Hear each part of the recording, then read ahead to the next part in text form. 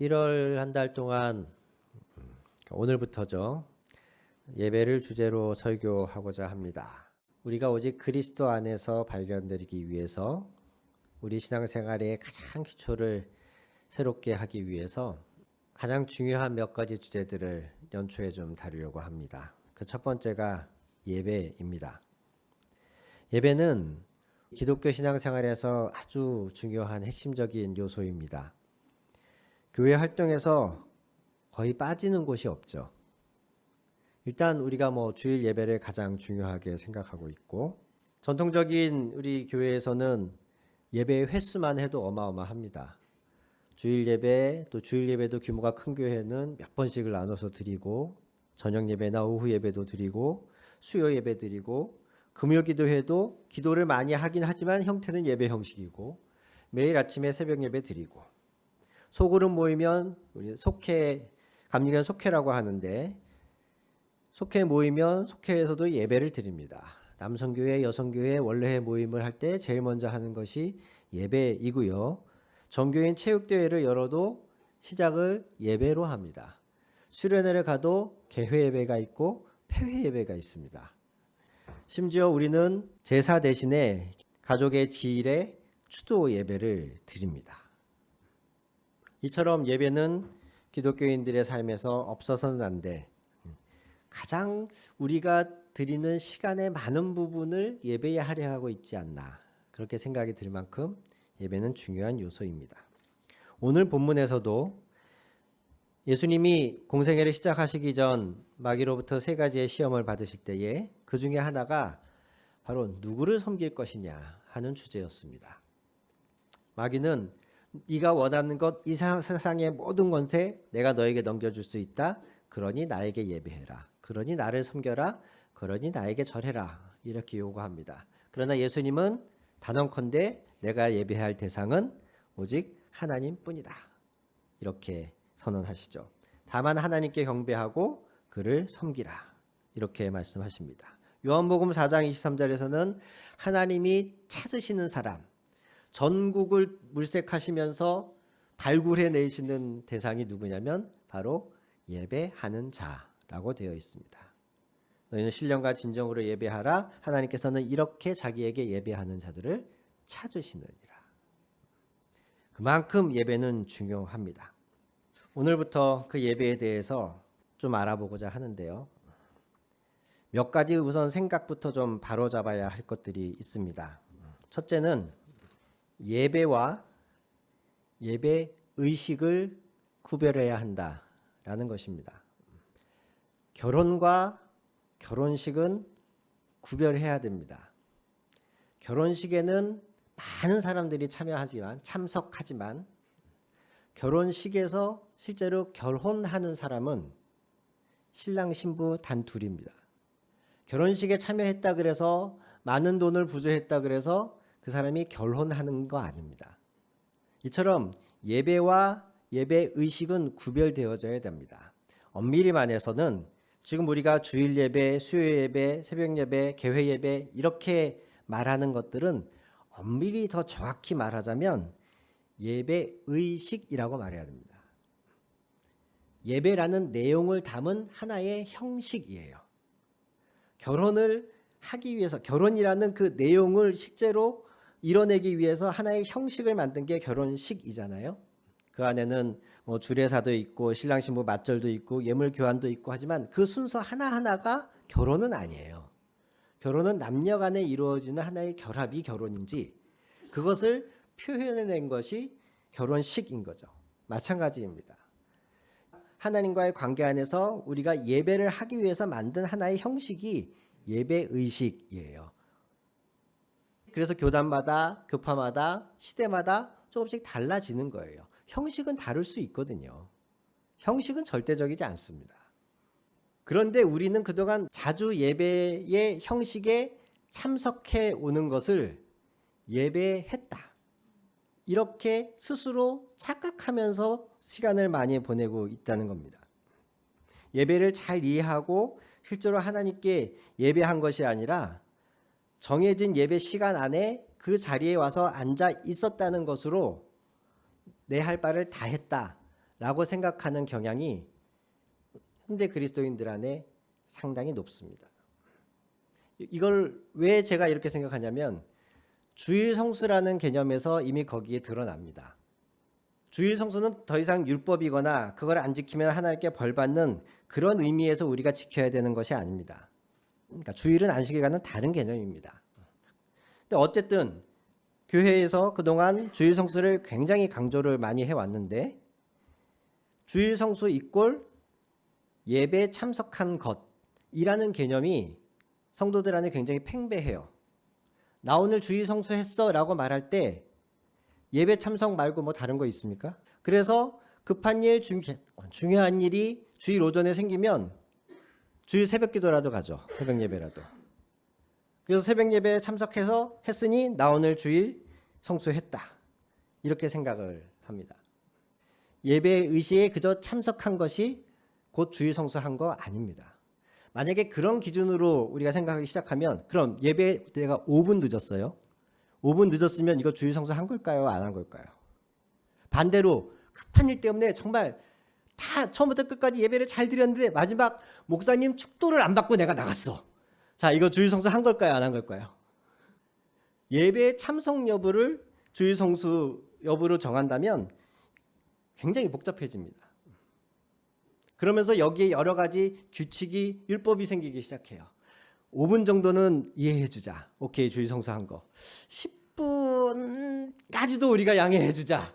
하지만 10분 이상은 안 돼. 뭐 이러면서 자꾸 규칙을 만들게 돼요. 율법이 그래서 생기는 거예요. 본래의 내용과 의미는 자꾸 잊어버린 채 어떤 형식을 가지고서 판단의 기준을 삼으니까 율법이 계속 늘어나는 겁니다. 해야 될 것과 하지 말아야 될 것들이. 주일 예배 의식에 참석하는 것, 이 자리에 앉아 있는 것은 예배하기 위한 가장 기본적인 베이스인 거지. 예배 의식에 참석했다 그래서 예배한 게 아니에요. 실제로 이 안에서 내 안에서 예배가 일어나야 됩니다. 두 번째로는 성숙한 그리스도인은, 헌신된 그리스도인은 주님을 열심히 섬겨야 한다, 봉사해야 한다 라고 하는 오해입니다. 성숙한 그리스도인이, 헌신된 그리스도인이 열심히 봉사하는 것 맞습니다. 그런데 이 저울이 기울어서는 안 돼요. 하나님이 찾으시는 건 일꾼이 아니고 하나님을 예배하는 사람입니다. 그 단적인 예로 누가복음에서 마리아와 마르다의 이야기를 성경은 기록하고 있지 않습니까? 하나님 앞에 무릎 꿇고 있는 것, 그분께 눈을 맞추고 그분께 귀를 기울이는 것, 이것이 예배를 단적으로 표현하고 있는 겁니다. 마리아가 온 마음을 다해서 주님 앞에 그렇게 예배하고 있는데 마르다는 그 주님을 접대하는 일로 바쁘잖아요. 예배를 더 가르치고 한 사람 한 사람이 예배를 더 능동적으로 할 수 있도록 교회는 계속해서 가르치고 훈련하고 실제로 그렇게 예배할 수 있는 장을 만들어줘야 되는데 어느 시점에서부턴가 예배는 참석하면 된 거고 다들 이렇게 생각해요. 그러면 그 다음부터는 뭘 해야 되느냐? 교회에서 일을 해야 돼요. 봉사를 해야 돼요. 제가 중고등부 때는 문학의 밤이라 그래서 학생들이 무언가 여러 가지 중창, 연극, 시낭송 이런 걸 준비해서 발표하는 행사들이 매년 있었어요. 저희 청년부나 학생부들한테는 굉장히 중요한 행사였습니다. 그런데 그 행사를 하기 전에도 꼭 뭘 하겠습니까? 예배를 하죠. 교회 예배를 해요. 그럼 그 예배할 때 학생들은 뭘 하겠습니까? 그 예배하는 자리에 앉아 있지만 학생들은 전혀 예배에 집중하지 않아요. 연극에 참석하는 학생들은 계속 대본 외우고 있고요. 사회를 봐야 되는 학생들은 사회 콘티 막 넘겨보고 있고요. 중창해야 될 친구들은 계속 눈으로 악보 보고 있고 그래요. 우리가 주일에 심지어 가장 중요하게 생각하는 주일 예배 때조차도 그렇게 될 수 있다는 겁니다. 왜요? 교회에서 해야 될 게 너무 많아서. 교사 해야죠. 성가대 해야죠. 주방 봉사 해야죠. 주차 봉사 이거 안내 해야죠. 예배 전에 안내위원 해야죠. 새가족 오면은 그 맞이하는 그 새가족 사역 해야죠. 청소해야죠. 교회 봉사를 저는 그렇게 말합니다. 하나도 안 하는 사람이 있어도 하나만 하는 사람은 없다. 대부분의 교회에서 교회를 봉사를 한 번 하기 시작하면 그 사람한테 하나만 더, 하나만 더, 하나만 더 하는 사람만 해요. 근데 그게 꼭 교회만 그렇지는 않더라고요. 일반적으로 집단을 이야기하는 이론 안에서 뭐 20대 80의 원리 그래가지고 20%의 활동적인 활발한 사람들이 80%의 미적지근한 사람들을 이끌어간다. 이게 보통 집단 이론이에요. 그것이 그냥 교회 안에서도 자연스럽게 작용을 하는 거죠. 그러니까 조금 헌신된, 조금 은혜 받은 열심히 있는 사람 한 명이 교회 봉사를 하나를 하기 시작하면 할 일은, 역할은 많은데 할 사람이 부족한 게 대부분의 교회란 말이에요. 그러면 뭔가 하나 하기 시작한 그 성도에게 계속 두 번째, 세 번째 역할들이 주어지는 거예요. 그래서 아침 9시부터 와서 유아부 교사로 막 열심히 정신없이 봉사한 사람이 11시 예배 간신히 막 헐떡거리면서 와가지고 11시 예배 가스가스로 드리고, 예배 끝나면 허겁지겁 밥 먹은 다음에 교사회의 하러 가야 돼요. 교사회의 끝나고 나면 이제 성가대 연습하러 가야, 왜 오후 예배 성가대를 서야 되니까. 그래서 성가대 연습하고, 그리고 오후 예배 성가대 다 끝나고 나면은 뭐 청년부 소그룹이 있든가 또 뭘 하는가, 그렇게 해서 주일을 보내게 되죠. 봉사를 하지 말자고 한다는 이야기도 아니고요. 그게 나쁘다는 거 아닙니다. 그러나 다시 말씀드리지만 하나님은 성도들이 주일날 예배당 와서 정신없이 바쁜 거 원하지 않으세요. 하나님의 우선순위는 하나님 앞에서 예배하는 사람에 있습니다. 하나님이 찾으시는 사람은 예배하는 사람입니다. 중요한 건 내 예배의 역량과 일하고 봉사하고 섬기는 역량이 함께 가야 된다는 거예요. 예배를 방해할 만큼의 봉사거리, 복잡한 교회의 일, 그런 것들은 교회에서 존재하지 않습니다. 예배보다 중요한 건 없습니다. 그런 것들을 교회가 더 하고 싶다면 교회 전체의, 성도 전체의 예배 역량 자체를 키우면서 우리의 예배의 깊이와 성숙도를, 한 사람 한 사람의 예배에 대한 이해를 더 깊이 있게 만들어야, 그리고 가능하다면 최대한 한 사람에게, 몇 사람 소수에게 일이 몰리지 않도록 잘 분배하면서 해야 한다는 전제가 있는 거예요.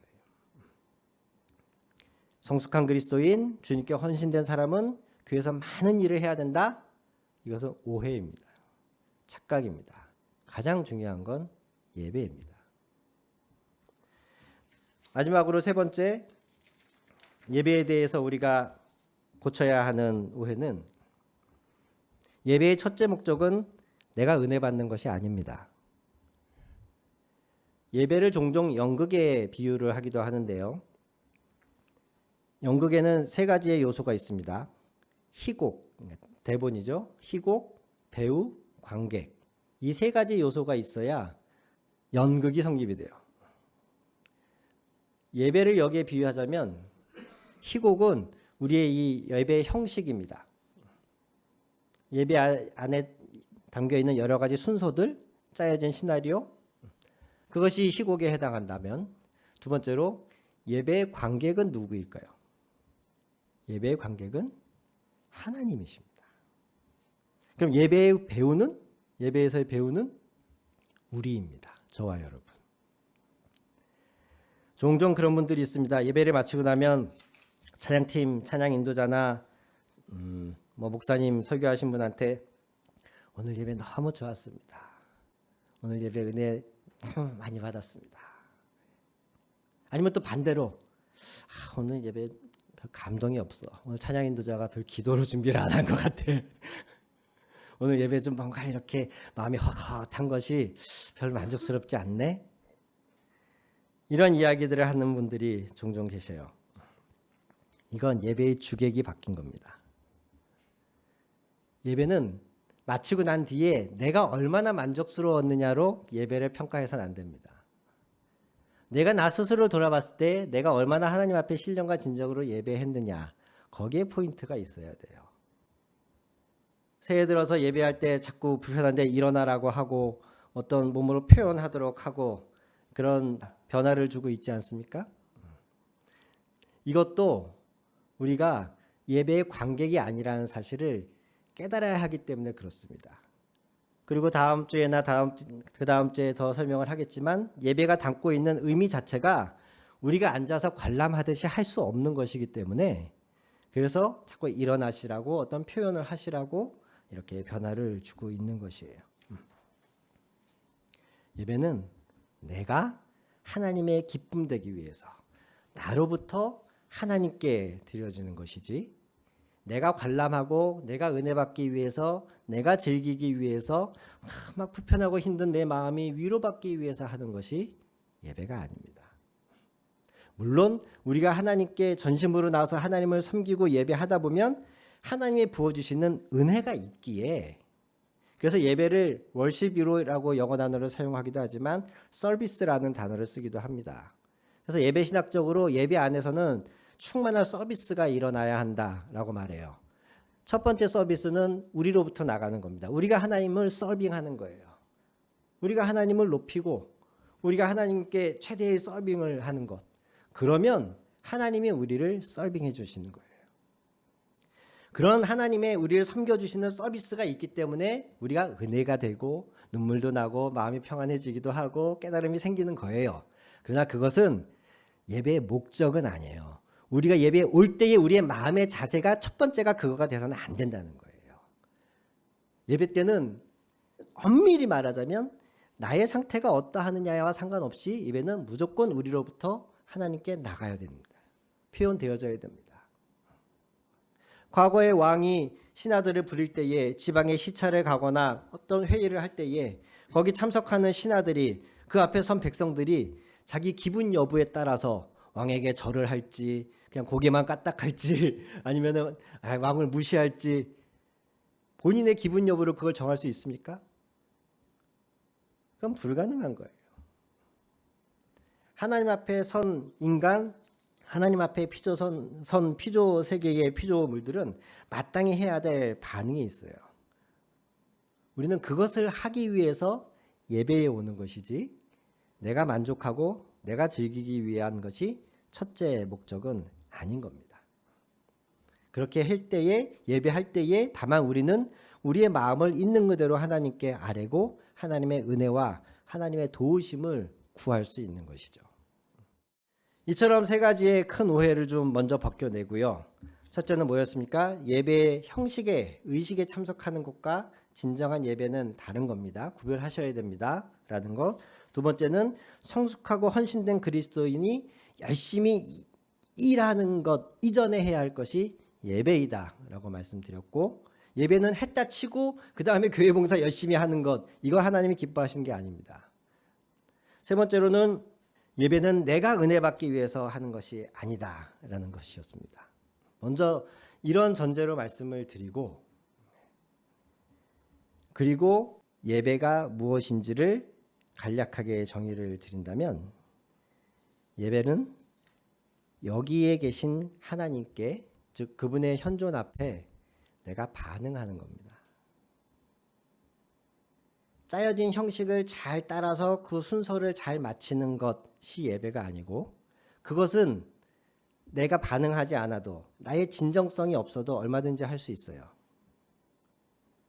정해진 거 읽고 정해진 성경 읽고 정해진 찬송 가사서 그냥 앵무새처럼 따라 부르고 정해진 기도문 읽는 것 이거는 나의 신령과 진정 없이도 할 수 있어요. 그런 것이 예배의 중요한 순서이긴 하지만 제가 말씀드리려는 건 그것이 필요 없다는 게 아니라 우리가 스스로에게 속지 말자는 거예요. 나 스스로 지금 입을 벌려서 찬송을 부르고 있다고 해서 내가 예배를 하고 있는 것이 아닐 수 있다는 사실을 내가 지금 성경을 읽고 있다 그래서 그냥 단순히 내 입으로 음성으로 성경 본문을 읽는 이것이 온전한 예배가 될 수 없다는 사실을 거기에 더해져야 될 것이 있는데 그것이 나의 진정한 반응이라는 거예요. 예배의 핵심, 예배에서의 가장 중요한 것은 하나님 앞에서의 나의 진정한 반응이에요. 그 반응에는 여러 가지 요소가 있겠죠. 하지만 성경에서 예배라는 단어로 번역된 그 단어들의 여러 단어가 있는데 우리 한글로는 예배 또는 경배로 번역을 하지만 실제로 히브리어나 헬라어에서는 여러 종류의 단어가 있는데 이건 자세한 건 또 다음에 하겠습니다. 그 단어 중에서 가장 우리가 자주 사용되는 단어의 의미는 그분 앞에 엎드리는 겁니다. 엎드리는 거. 어미로우신 가장 경외할 만한 그 분이 내 앞에 서셨는데 내가 다른 무엇을 할 수 있겠습니까? 그분 앞에 엎드리는 겁니다.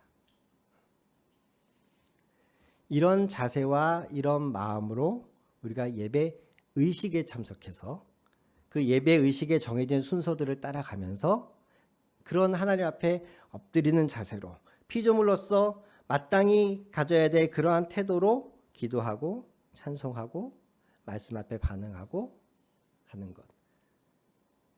그것이 있어야 진정 예배한 겁니다. 그래서 다시 주일 성수의 개념으로 돌아가 본다면 이렇게 말할 수 있다고 생각해요. 아무리 예배 시작 전 10분 전부터 와서 준비하고 예배에 참석하고 끝날 때 축도 다 끝날 때까지 눈 말똥말똥 뜨고 졸지도 않고 예배에 참석했다 할지라도 그 모든 순서 안에 하나님 앞에서 진정성 있게 반응하지 않았다면 그 사람은 예배한 거 아니에요. 그리고 그 사람은 주일 성수한 거 아니에요. 근데 정말 피치 못할 사정으로 설교 시간 직전에 뛰쳐 들어와가지고 헐레벌떡 막 숨을 헐떡거리면서 저 예배실 맨 뒷자리에 앉아가지고 고개도 못 들고 푹 숙이고 있는 한 사람. 그런데 그 사람 안에 정말 하나님을 향한 한자랑 갈망함, 자기의 마음에 꽂히는 그 선포되는 말씀을 들으면서 자신의 모습을 자각하고 그 앞에서 회개하고 주의 말씀으로 새로워지기를 사모하면서 간절히 기도하는 사람이 있다면 그 사람은 그날 예배한 겁니다. 오늘 저와 여러분들이 그동안 너무나 습관적으로 또 교회에서 다른 교회에서 또 많은 다른 신앙인들이 그런 식으로 해왔기 때문에 나도 모르게 이런 식으로 예배해도 된다. 이것이 예배다라고 생각했던 그런 오해들을 이제 우리에게서 좀 걸러내고 어떠한 형식의 어떠한 장소에 어떠한 시간에 우리가 예배하더라도 우리의 마음 안에서부터 진정으로 하나님을 향하여 반응하는 것을 연습하시기를 주님의 이름으로 축원합니다. 찬송의 가사를 보면서 이 찬송의 가사를 묵상을 하시든가 누군가 대표 기도를 하거나 하는 그 기도를 들으면서 아 주님 내 마음도 저 사람의 저 기도와 같습니다. 이 의미가 아멘이거든요. 다른 사람이 기도를 하고 나서도 우리가 다 같이 아멘 하는 이유는 나도 그 마음과 같습니다. 나도 거기에 동의합니다. 이런 의미예요. 그렇게 사도신경을 외우면서도 그렇습니다. 내가 이것을 믿습니다. 여기에 적힌 것처럼 내가 나의 신앙을 고백합니다. 이런 마음으로 읽고 이것이 반응하는 거예요. 저도 정말 죄송하지만 사도신경 읽다가 가끔 내가 지금 어디 하고 있었지? 이럴 때가 있어요. 너무 익숙하게 여러 번 반복하다 보니까 나도 모르게 무의식적으로 할 때가 생기거든요. 인간이기 때문에 얼마든지 그럴 수 있습니다.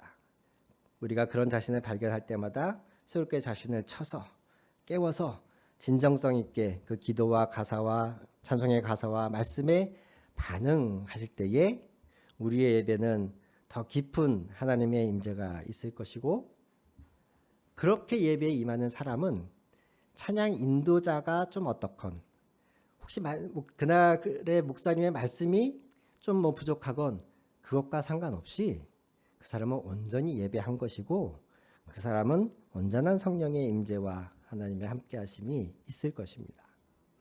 저와 여러분들이 새해에 예배라고 하는 이 중요한 초석을 다시 잘 다져서 우리의 믿음이 우리의 신앙이 더 자라가기를 축원합니다.